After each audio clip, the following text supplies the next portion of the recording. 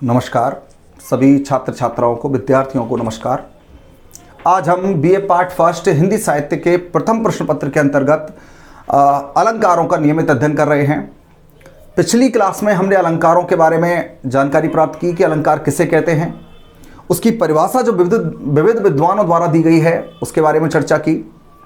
आज हम इस क्रम को आगे बढ़ाते हुए अलंकार के भेदों के बारे में चर्चा करेंगे कि अलंकार कितने प्रकार के होते हैं और वो किस प्रकार से शब्द के आधार पर या अर्थ के आधार पर किस प्रकार से वो अपने हमारे काव्य में सुंदरता प्रदान करते हैं, उसको आकर्षक बनाते हैं।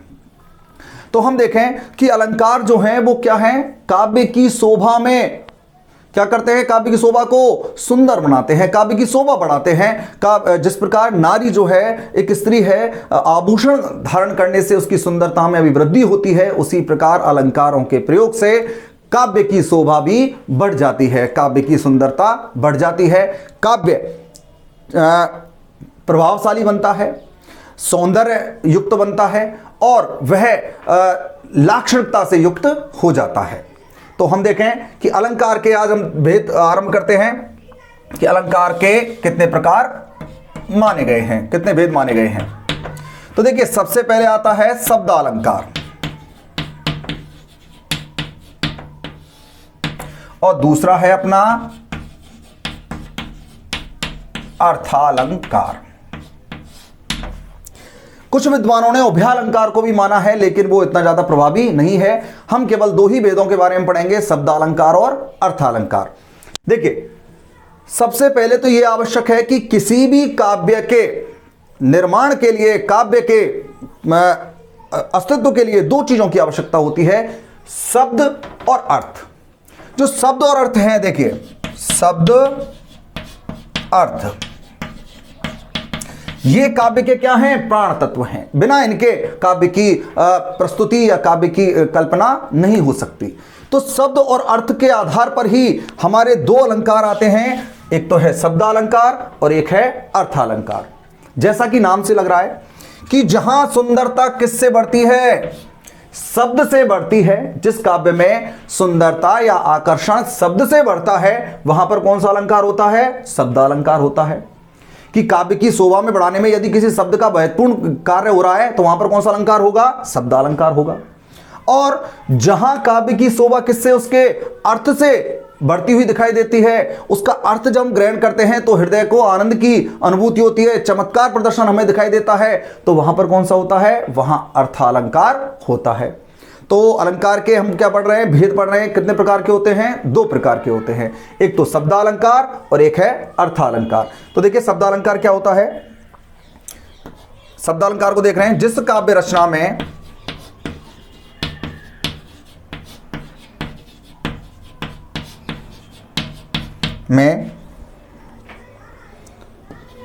शब्दों द्वारा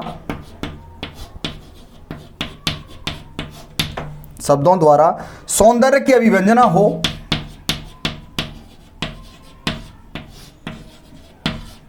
की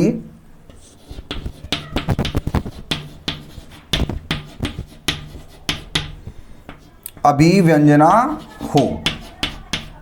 देखिए, शब्द अलंकार क्या होंगे, जिस काव्य रचना में शब्दों द्वारा सौंदर्य की अभिव्यंजना हो, अर्थात जहां पर क्या शब्दों के द्वारा बहुत ज्यादा सुंदरता प्रदान की गई हो, वहां पर कौन सा होता है, शब्दालंकार। कैसे, देखिए, अब इसका स्पष्ट करते हैं कैसे होता है। देखिए, हम लिखते हैं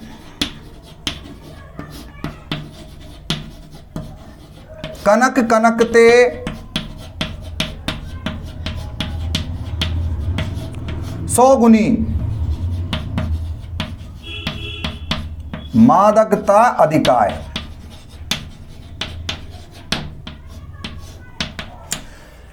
कि कनक कनकते सौगुनी मादकता अधिकाय। यहां पर क्या हो रहा है कि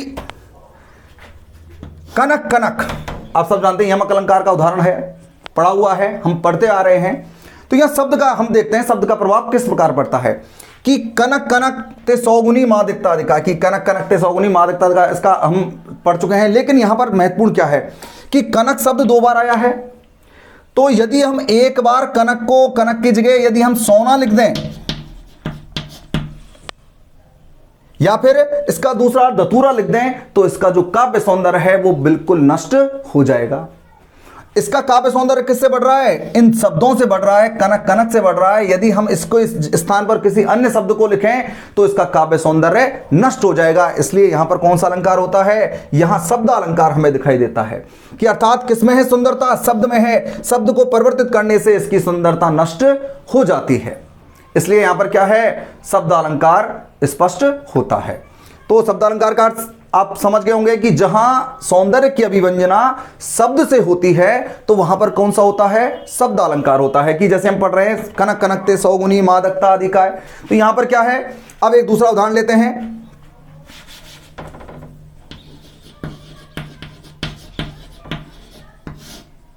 नव जीवन दो घनश्याम हमें,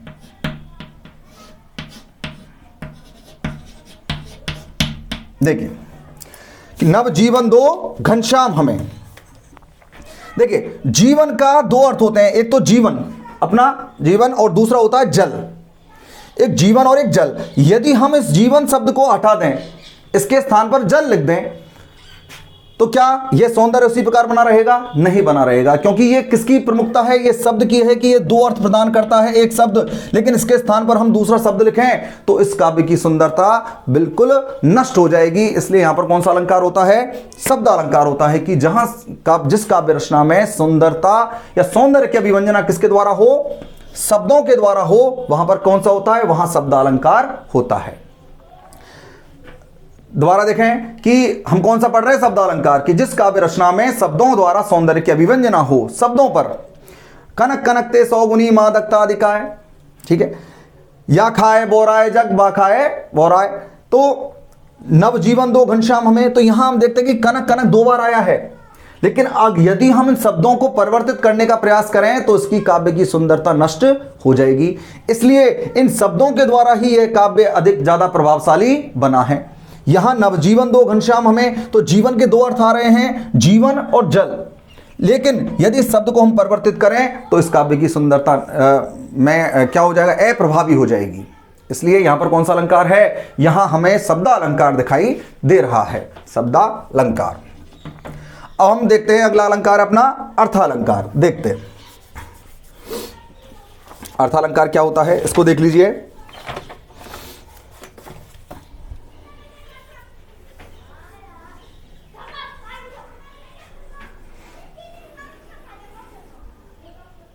अर्थालंकार को अब आरंभ करते हैं। शब्दालंकार हम कर चुके हैं, अब देखते हैं अर्थालंकार क्या होता है।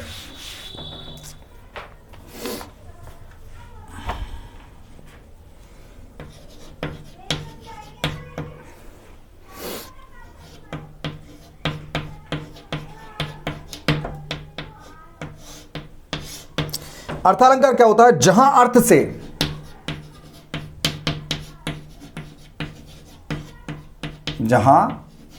अर्थ से चमत्कार व सौंदर्य की अभिव्यंजना हो,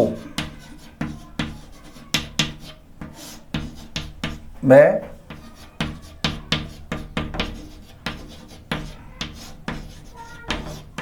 सौंदर्य की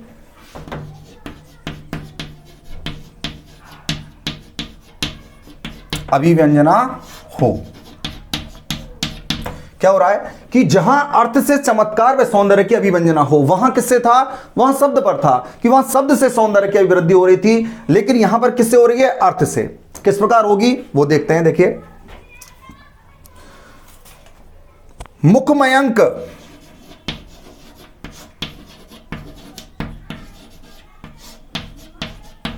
सम मंजू मनोहर,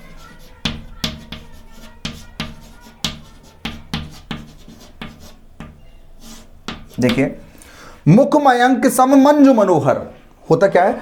मुख मयंक सम, मुख किसके समान है? चंद्रमा के समान। तो देखिए मुख की तुलना किससे की गई है? समान किसके समान है? चंद्रमा के समान। कैसा है? सुंदर है, मनोहर है।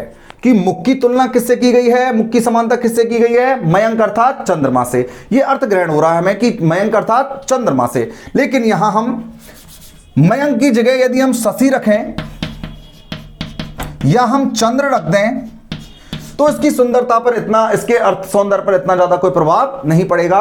मुख चंद्र सम मंजू मनोहर या मुख शशि सम मंजू मनोहर, तो इसके अर्थ सौंदर्य पर इतना कोई प्रभाव नहीं पड़ता है, क्योंकि यहां सुंदरता किसमें है, यहां चमत्कार किसमें है, इसके अर्थ में है।